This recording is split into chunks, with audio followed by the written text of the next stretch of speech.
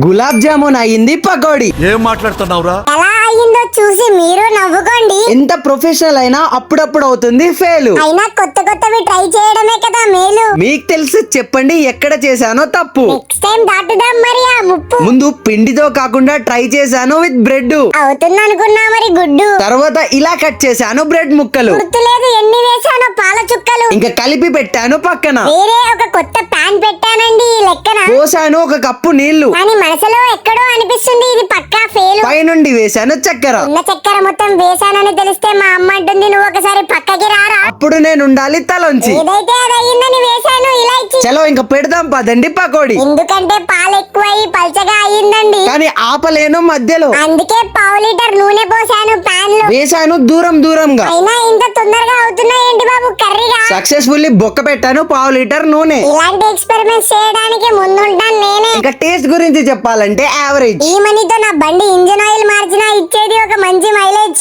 Correct, ఇది correct గా చెప్పావయ్యా.